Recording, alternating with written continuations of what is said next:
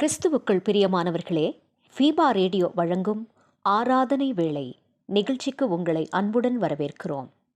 ஆராதனை வேளை நிகழ்ச்சியை நீங்கள் வாரந்தோறும் கேட்டு ஆசிர்வதிக்கப்பட்டு வருகிறீர்கள். இவ்வாரமும் இந்நிகழ்ச்சியை கேட்டு ஆசிர்வதிக்கப்படுங்கள். தேவன் ஆவியாய் இருக்கிறார். அவரை தொழுது கொள்ளுகிறவர்கள் ஆவியோடும் உண்மையோடும் அவரை தொழுது கொள்ள வேண்டும் என்றார். யோவான் 4:24. இந்நிகழ்ச்சி பற்றிய மேலான கருத்துக்களை கமெண்ட் செக்ஷனில் பதிவிடுங்கள். உங்கள் நண்பர்களுக்கும் இந்நிகழ்ச்சியை அறிமுகம் செய்யுங்கள். இனி கேளுங்கள் ஆராதனை வேளை.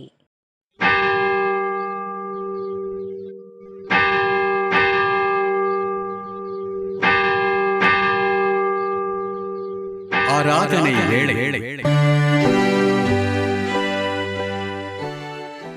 நம்முடைய துவக்கம் பிதா குமாரின் பரிசுத்த ஆவியின் திருப்பேரிலே. ஆமென். பிரியமானவர்களே, ஃபீபா ரேடியோ தயாரித்து ஒளிபரப்பும் ஆராதனை வேளை நிகழ்வுக்கு நேர்களாக்கி உங்களை அன்போடு கூட நான் வாழ்த்தி வரவேற்கின்றோம். கர்த்ததாமே நம்மையும் இந்த ஓய்வு நாளையும் அளவில்லாமல் ஆசீர்வதிப்பாராக. ஆண்டவரை நோக்கி நாம் விண்ணப்பம் செய்வோம். நேற்றும் இன்றும் என்றும் மாறாத எங்கள் அன்பின் ஆண்டவரே, தர்மையான ஓய்வு நாளின் காலை வேளைக்காக நன்றி செலுத்துகின்றோம். எங்கள் வாழ்விலே இன்னும் ஒரு ஓய்வு நாளை காணும்படியாக அருளை தந்திரே, அதற்காக ஸ்தோத்திரங்களை எடுக்கின்றோம். இப்பொழுதுமாக இந்த ஆராதனை வேளை நிகழ்வின் வாயிலாக ஆராதிக்கத்தக்கதாக, உம்மை புகழ்ந்து பாடத்தக்கதாக, இப்படி திருவசனத்தை தியானிக்கத்தக்கதாக எங்களுக்கு நீர் அருள் பாராட்டினீர். அதற்காக நன்றிகளை சொல்லுகின்றோம். எங்கெல்லாம் இந்த வார்த்தைகள் ஒலித்து கொண்டிருக்கின்றதோ அங்கெல்லாம் கர்த்தருடைய கிருபை இறங்கி இந்த பிள்ளைகளை ஆசீர்வதிக்கும்படியாக நாங்கள் செபிக்கின்றோம். தூய ஆவியானவரே, துவக்கத்திலிருந்து முடிவு பரிந்தும் எங்கள் மத்தியிலே நீர் அசைவாடி எங்களை ஆசீர்வதியும். நிகழ்ச்சியின் முடிவிலே பிள்ளைகளுடைய உள்ளத்திலே ஒரு பெரிய மாற்றத்தை கர்த்தர் உண்டு பண்ணி ஆசீர்வதிக்கும்படியாக இரட்சகர் இயேசுவின் திருநாமத்திலே வேண்டி நிற்கின்றோம் பிதாவே. ஆமென். தேவனுடைய நாம மகிமைக்காக யாவருமாக இணைந்து கிறிஸ்து சபை பாமாலைகளிலே ஆண்டவா பிரசன்னமாகி என்ற பாடலை நாம் சேர்ந்து பாடுவோம்.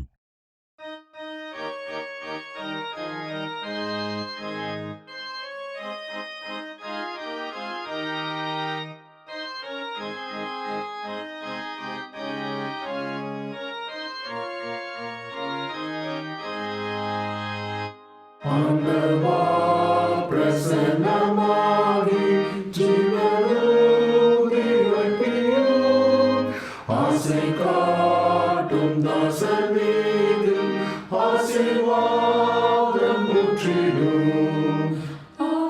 அருள்மாறி எங்கள் பேரில் வர்ஷிக்க பண்ணுவேன். ஆசையோடு நிற்கிறோமே, ஆசீர்வாதம் முற்றுவேன். தேவரீரின் பாதத்தாண்டே அவளோடு கூடினோம். உந்தன் திவ்ய அபிஷேகம் நம்மை நாடி அண்டினோம். அருள்மாறி எங்கள் பேரில் வர்ஷிக்க பண்ணுவேன். ஆசையோடு நிற்கிறோமே, ஆசீர்வாதம் முற்றுவேன். ஆண்டவா உம்மை பக்தர் செய்யும் வேண்டுகோளை கேட்கிறேன். அன்பின் ஜுவாலை எங்கள் நெஞ்சில் என்று மூட்டி நிற்கிறீர். அருள்மாறி எங்கள் பேரில் வர்ஷிக்க பண்ணுவேன். ஆசையோடு நிற்கிறோமே, ஆசீர்வாதம் முற்றுவேன். தாசத்தேனும் அபிஷேகம் இயேசுவே கடாட்சியம். பெந்தெகோஸ்தின் திவ்ய ஈவை தந்து ஆசீர்வதியும். அருள்மாறி எங்கள் பேரில் வர்ஷிக்க பண்ணுவேன். ஆசையோடு நிற்கிறோமே, ஆசீர்வாதம் சேனைகளின் கர்த்தர் பரிசுத்தர், பரிசுத்தர், பரிசுத்தர். பூமி அனைத்தும் அவருடைய மகிமையால் நிறைந்திருக்கிறது. கர்த்தரை கம்பீரமாய் பாடி நம்முடைய இரட்சணிய கன்மலையை சங்கீர்த்தன பண்ண கடவோம் பாருங்கள். நம்முடைய பிதாவாகிய கடவுளாலும் கர்த்தராகிய இயேசு கிறிஸ்துவினாலும் உங்களுக்கு கிருபையும் சமாதானமும் உண்டாவதாக. இது கர்த்தர் உண்டு பண்ணின நாள், இதிலே களி கூர்ந்து நாம் மகிழ கடவோம். சற்று நேரம் அமைதியோடு கூட நாம் இருந்து நாம் செய்த பாவங்கள், அக்கிரமங்கள் யாவையும் கர்த்தருடைய சமூகத்திலே அறிக்கை செய்ய நாம் அழைக்கப்பட்டிருக்கின்றோம். நான் எழுந்து என் தகப்பனிடத்திற்கு போய், தகப்பனை பரத்திற்கு விரோதமாகவும் முது பார்வையிலும் பாவம் செய்தேன். இனி உம்முடைய மகன் என்று சொல்லப்படுவதற்கு நான் பாத்திரன் அல்ல. உம்முடைய வேலைக்காரர்களில் ஒருவனாக என்னை வைத்துக்கொள்ளும் என்பேன். நம்முடைய பலவீனங்களுக்காக பிரதிபிக்க முடியாத பிரதான ஆசாரியர் நமக்கு இராமல், எல்லா விதத்திலும் நம்மை போல் சோதிக்கப்பட்டும் பாவம் இல்லாமல் இருக்கின்ற பிரதான ஆசாரியரே நமக்கு இருக்கின்றார். மனம் திரும்பவும், பரலோக ராஜ்யம் சமீபமாக இருக்கின்றது. பாவத்தை அறிக்கை செய்து நாம் பாவ மன்னிப்பு நிச்சயத்தையும் விசுவாசத்தோடு கூட நாம் பெற்றுக்கொள்வோம். சர்வ வல்லமை மிகுந்த இரக்கமுள்ள ஆண்டவர் மன்னிப்பையும் பாவ நிவர்த்தியும் நம் அனைவருக்கும் கட்டளையிட்டருளி வாழ்க்கை சீர்படுத்துவதற்கான காலத்தையும் தமது பரிசுத்தாவின் கிருபையும் தேற்றுதலையும் நம் அனைவருக்கும் தந்தல்வாராக. ஆமேன். ஆண்டவரை துதியுங்கள். ஆண்டவர் நாமம் துதிக்கப்படுவதாக. இந்த நாளுக்குரிய வேத பகுதியை நாம் வாசிக்க கேட்போம். இந்த நாளுக்கென்று வாசிக்கும்படியாக தெரிந்து கொள்ளப்பட்ட வேத பாடம் ரூத்தின் புஸ்தகம் 4ஆம் அதிகாரம் வசனங்கள் 4 முதல் 6 வரை. ரூத் 4ஆம் அதிகாரம் வசனங்கள் 4 முதல் 6 வரை. ஆகையால் நீர் அதை ஊராருக்கு முன்பாகவும் என் ஜனத்தின் மூப்பருக்கு முன்பாகவும் வாங்கி கொள்ளும்படி உமக்கு அறிய பண்ண வேண்டும் என்றிருந்தேன். நீர் அதை சுதந்திர முறையாக மீட்டுக்கொள்ள மனதிருந்தால் மீட்டுக்கொள்ளும். அதை மீட்டுக்கொள்ள மனதில்லாதிருந்தால் நான் அதை அறியும்படிக்கு எனக்கு சொல்லும். உம்மையும் உமக்கு பின்பு என்னையும் தவிர அதை மீட்கத்தக்கவன் வேறொருவனும் இல்லை என்றான். அதற்கு அவன், நான் அதை மீட்டுக்கொள்ளுகிறேன் என்றான்.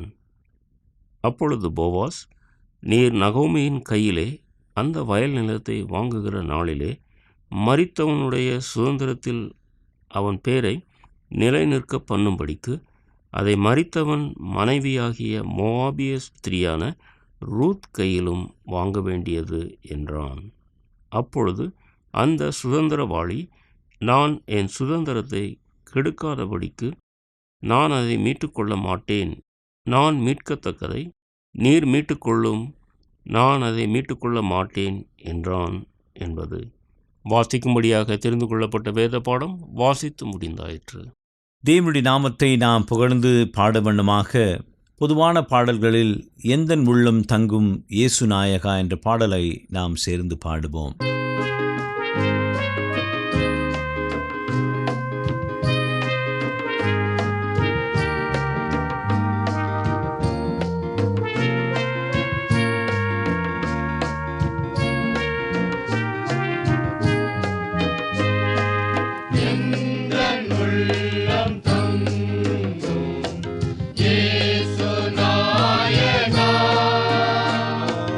உந்தன் வீராய் கொள்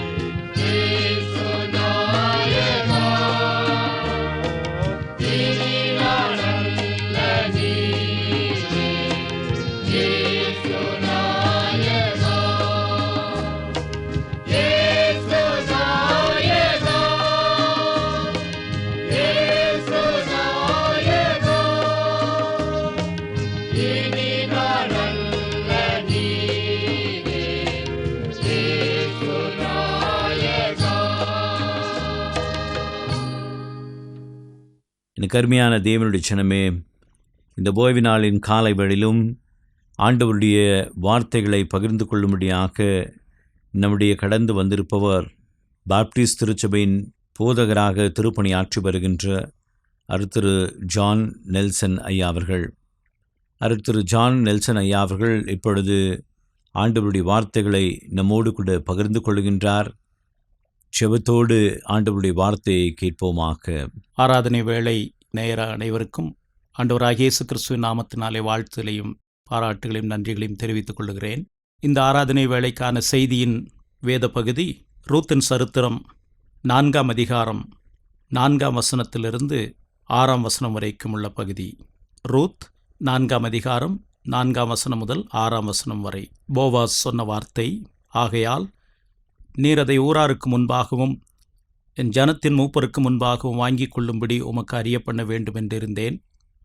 நீர் அதை சுதந்திர முறையாக மீட்டுக்கொள்ளும். அதை மீட்டுக்கொள்ள மனதில்லாதிருந்தால் நான் அதை அறியும்படிக்கு எனக்கு சொல்லும். உம்மையும் உமக்கு பின்பு என்னையும் தவிர அதை மீட்கத்தக்கவன் வேறொருவனும் இல்லை என்றான். அதற்கு அவன், நான் அதை மீட்டுக்கொள்ளுகிறேன் என்றான். 6ஆம் வசனம். அப்பொழுது அந்த சுதந்திரவாளி, நான் என் சுதந்திரத்தை கெடுக்காதபடிக்கு நான் அதை மீட்டுக்கொள்ள மாட்டேன். நான் மீட்கத்தக்கதை நீர் மீட்டுக்கொள்ளும். நான் அதை மீட்டுக்கொள்ள மாட்டேன் என்றான். நான் வேதத்தில் எந்த ஒரு பகுதியை படித்தாலும், ஒரு புத்தகமோ ஒரு அதிகாரமோ அதை படிக்கும்போது எந்த வார்த்தை திரும்ப திரும்ப வருகிறது என்பதை கவனிக்க வேண்டும். அந்த வார்த்தை தான் அந்த புத்தகத்திற்கோ அந்த அதிகாரத்திற்கோ கருப்பொருளாக இருக்க முடியும். இப்பொழுது வாசிக்க கேட்ட ரூத் சரித்திரம் 4ஆம் அதிகாரத்தில் மீட்பர், மீட்டுக்கொள்ளுதல், மீட்பு என்கிற வார்த்தை திரும்ப திரும்ப வருகிறதை நீங்கள் கவனித்திருப்பீர்கள். நாம் கடவுளை ஆராதிப்பதற்கு அத்தியாவசியமான ஒரு அம்சம் மீட்கப்படும் அனுபவம் என்பதாகும். யூத கலாச்சாரத்திலே தங்களுடைய உடைமைகளை, நிலபுலன்களை இழந்தவர்கள், பல காரணத்தினாலே அதை தவிக்க விட்டவர்கள், அதை மீட்டுக்கொள்ளுவதற்காக சில வழிமுறைகள் கொடுக்கப்படுகிறது. இழந்த சுதந்திரத்தை, இழந்த பாக்கியங்களை மீட்டுக்கொள்வதற்கு சில வழிமுறைகள் இருக்கிறது. அந்த வழிமுறைகளினுடைய அடிப்படையிலே இந்த ரூத்தினுடைய சந்ததியிலே மீட்பராகிய இயேசு கிறிஸ்து பிறந்தார் என்பதை மத்தேயு 1ஆம் அதிகாரத்திலே படிக்கிறோம். ஆகவே இந்த காலை ஆராதனை வேளையினுடைய தியானத்திற்கான தலைப்பு மீட்பரின் 3 குணாதிசயங்கள். மீட்பருக்குரிய 3 குணாதிசயங்கள். அது பழைய ஏற்பாட்டிலே இருக்கிறது. இயேசு கிறிஸ்துவிலே அது நிறைவேறியிருக்கிறது. இதை தியானிக்கும்போது நம்முடைய ஆராதனை மெருகூட்டப்படும் என்பதிலே சந்தேகம் கிடையாது. மீட்பருக்குரிய முதல் தகுதி பழைய ஏற்பாட்டிலே, யூத கலாச்சாரத்திலே, வேதத்திலே நமக்கு கொடுக்கப்பட்ட அடிப்படையில் மீட்பருக்குரிய முதல் தகுதி என்று நாம் கவனித்தோம் என்றால், மீட்பர் நெருங்கிய உறவினராக இருக்க வேண்டும். It should be relative. நெருங்கிய உறவினராக இருக்க வேண்டும். அதைத்தான் ரூத்தின் சரித்திரத்தில் நாம் படிக்கிறோம். நமக்கு தெரியும், ரூத் ஒரு மோவாபிய பெண்மணி. மோவாபியருக்கும் இஸ்ரவேலருக்கும் நீண்ட பகை இருந்த காலத்தில் பெத்லஹேமிலே பஞ்சம் வந்தது. அப்பொழுது ரூத்தினுடைய மாமியார், மாமனார் அவர்களுடைய 2 மகன்களோடு பெத்லஹேமிலே இருந்து, அப்பத்தின் வீடு என்று சொல்லக்கூடிய இடத்திலிருந்து அவர்கள் மோவாபுக்கு வந்தார்கள். அந்த இடத்திலே கணவனை நகோமி இழந்தாள். தன்னுடைய 2 மகன்களையும் திருமணத்திற்கு பிறகு இழந்தாள். ரூத் தன்னுடைய மாமியாரை பற்றி கொண்டு மறுபடியும் திரும்ப பெத்லஹேமுக்கு வந்ததை நாம் படிக்கிறோம். அந்த அடிப்படையிலே அவளுக்கு வாழ்வு இல்லாத நிலைமையில் போவாஸ் என்று சொல்லக்கூடிய மனிதன் உறவினருடைய அறிமுகம் கிடைத்தது. போவாஸ் என்ற வார்த்தைக்கு அர்த்தம் வலது கையினால் உயர்த்தப்படுகிறவர் என்று அர்த்தம். ஆண்டவராகிய இயேசு கிறிஸ்துவுக்கு அந்த அடையாளம் பொருந்துகிறது என்பதை அப்போஸ்தலர் நடபடிகளிலே அவர் தேவனுடைய வலது கரத்தினால் உயர்த்தப்பட்டார் என்று கிறிஸ்துவை பற்றி நாம் படிக்கிறோம். அப்போஸ்தலர் 4ஆம் அதிகாரம் 5ஆம் அதிகாரங்களிலே அவர் தேவனுடைய வலது கரத்தினாலே உயர்த்தப்பட்டவர் என்று படிக்கிறோம். ஆகவே போவாஸ் என்கிற மீட்பருடைய குணாதிசயத்தினுடைய முதல் பகுதி, முதல் அடையாளம் நெருங்கிய உறவினர். இயேசு கிறிஸ்து எப்படி அதை நிறைவேற்றினார் என்று சொன்னால், எபிரேயர் 2ஆம் அதிகாரத்தில் பிள்ளைகள் மாம்சத்தையும் இரத்தத்தையும் உடையவர்களாயிருக்க அவரும் அவர்களைப் போல மாம்சத்தையும் இரத்தத்தையும் உடையவரானார். எதற்காக என்றால், ஜீவ காலமெல்லாம் மரண பயத்தினாலே இருந்தவர்களை மீட்கும் பொருளாக பிள்ளைகள் மாம்சத்தையும் இரத்தத்தையும் உடையவர்களாய் இருக்கும் பொழுது அவரும் அப்படியானார். ஆகவே இயேசு கிறிஸ்து திருத்துவத்திலே இரண்டாவது நபர். உங்களையும் என்னையும் சிருஷ்டிப்பதற்கு, தம்முடைய சாயலிலே சிருஷ்டிப்பதற்கு காரணராயிருந்தவர். மனுக்குலத்தை மீட்பதற்காக அவர் மனுஷனானார், வார்த்தை மாம்சமானார். அப்படி மீட்பதற்குரிய முதல் தகுதியை கிறிஸ்துவிலே நாம் பார்க்கிறோம். நெருங்கிய உறவினராக இருக்க வேண்டும். மனிதன் பாவத்திலே விழுவதற்கு முன்பாக, ஆதாம் பாவத்திலே விழுவதற்கு முன்பதாக தூதர்கள் பாவத்திலே விழுந்தார்கள். ஆனால் அதே எபிரேயர் 2ஆம் அதிகாரத்தில் நாம் படிக்கிறோம், அவர் தேவதூதருக்கு உதவியாக கை கொடாமல். தூதர்கள் பாவத்திலே விழுந்தார்கள், ஆனால் அவர்களை மீட்பதற்கு தேவன் தீர்மானம் செய்யாமல் எபிரேயர் 2ஆம் அதிகாரம் 16ஆம் வசனத்தில் ஆபிரகாமின் சந்ததிக்கு உதவியாக கை கொடுத்தார். ஏனென்றால் ஜீவகாலமெல்லாம் மரண பயத்தினாலே அடிமைத்தனத்திற்குள்ளானவர்கள் யாவரையும் விடுதலை பண்ணும்படிக்கு அவர் மாம்சத்தையும் இரத்தத்தையும் உடையவரானார். இந்த ஆராதனையின் காலையில் நம்முடைய மீட்பினுடைய மகத்துவம், இயேசு கிறிஸ்து உங்களையும் என்னையும் போல இந்த உலகத்திலே வந்தார் என்பதிலே அடங்கியிருக்கிறது. அவர் நம்மை போல ஆனார். அவர் பாவம் செய்யவில்லை, ஆனால் நமக்காக சாபமானார். இயேசு கிறிஸ்து சிலுவையிலே சிந்தின இரத்தத்தின் மூலமாக அவர் உண்டு பண்ணின மீட்பு எவ்வளவு பெரியது. மீட்பருடைய இரண்டாவது தகுதி முதல் தகுதியோடு நெருங்கின தொடர்புடையது. ஐஸ்வர்யமுடையவராய் இருக்க வேண்டும். You should be resourceful. முதலாவது அவர் நெருங்கி உறவினராய் இருக்க வேண்டும். இரண்டாவது அவர் ஐஸ்வர்யமுள்ளவராய் இருக்க வேண்டும். இப்போ இந்த சம்பவத்திலே நாம் பார்க்கிறோம், அந்த மனிதன் நெருங்கிய சுதந்திரவாளி இன்னொருவர் இருந்தார். ஆனால் அவர் என்ன சொல்லுகிறார்?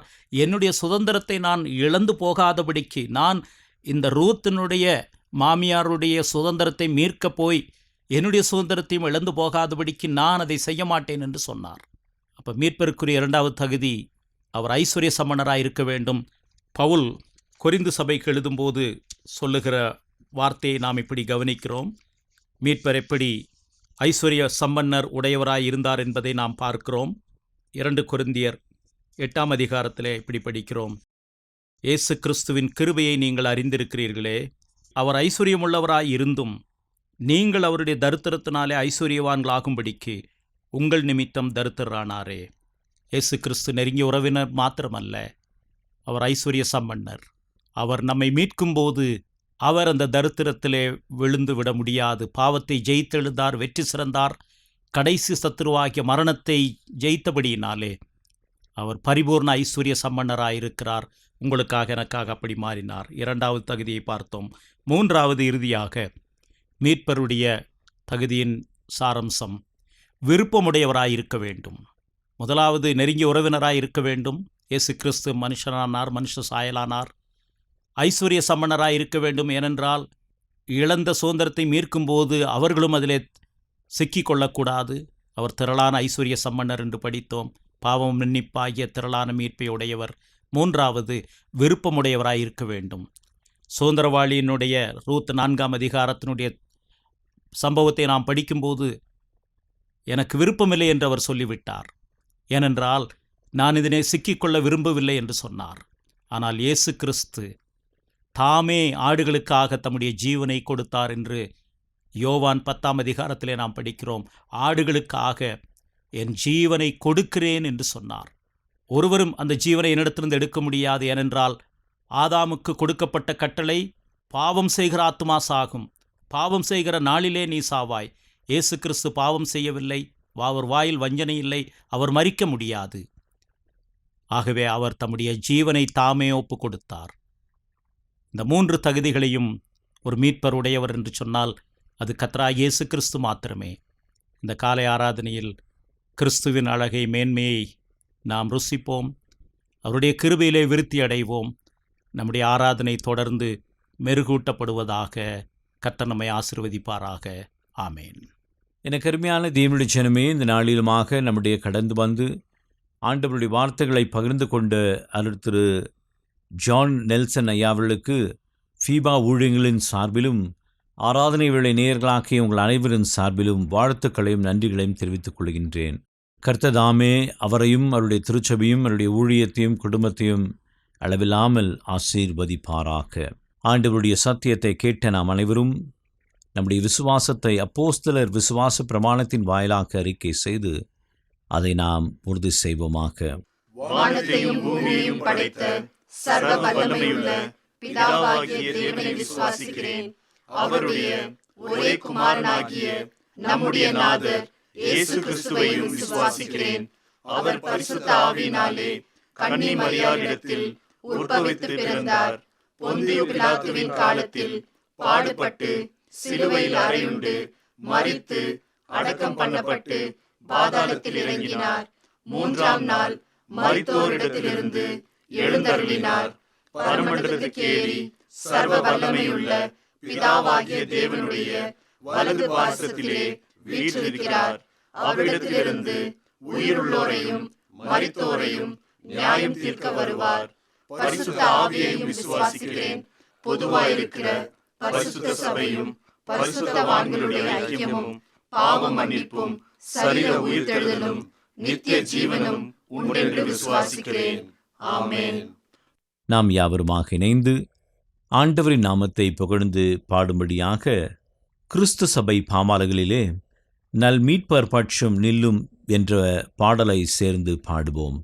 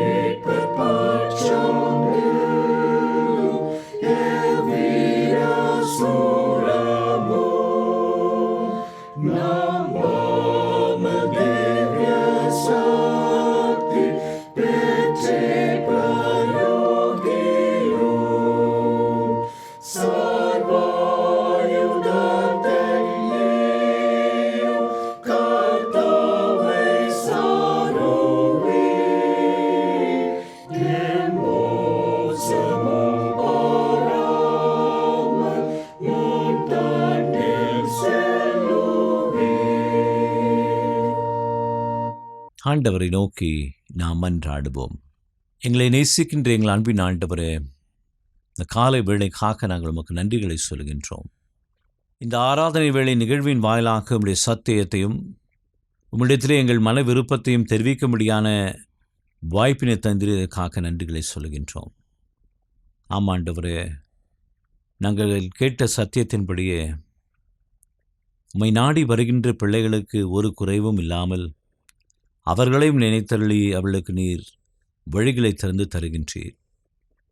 எப்பொழுதுமாக உம்முடைய சமூகத்திலே தங்களுடைய தேவைகளை ஊற்றிக்கொண்டிருக்கின்ற பிள்ளைகளை கண்ணோக்கி பாரும். அவருடைய இருதயத்திலே கேட்டுக்கொண்டிருக்கின்ற அனைத்து நன்மைகளையும் நீர் தர வேண்டும் என்று சொல்லி மன்றாடுகின்றோம்.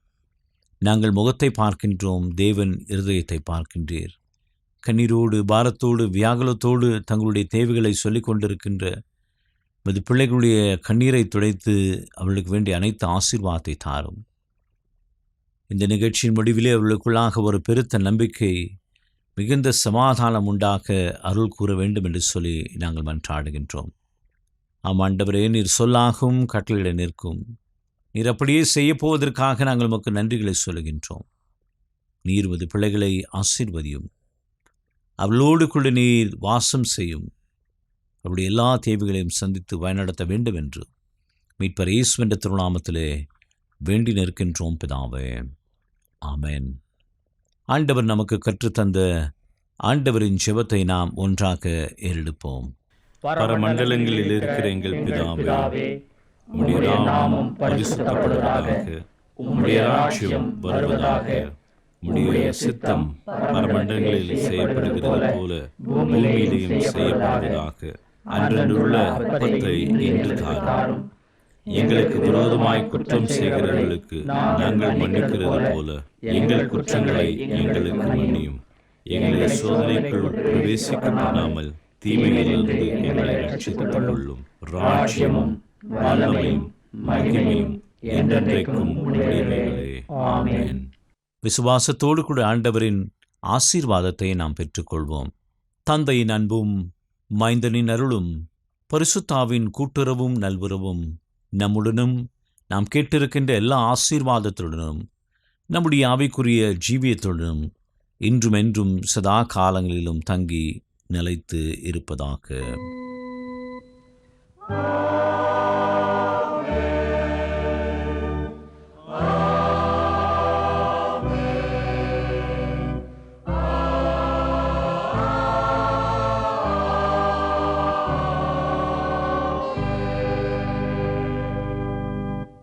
ஆண்டவர் சொல்லுகின்ற வாக்குத்தத்த வசனத்தை கேளுங்கள். யோவான் 12:26 நான் எங்கே இருக்கின்றேனோ அங்கே என் ஊழியக்காரனும் இருப்பான். இந்த வசனத்தின்படியே கர்த்தர் உங்களை ஆசீர்வதிக்கும்படியாக உங்களுக்காக ஜெபித்து உங்களிடத்திலிருந்து விடைபெறுவது உங்கள் அன்பின் ஊழியன் அருள் திரு தியோட வில்லியம். கர்த்தர் உங்களை ஆசீர்வதிப்பாராக.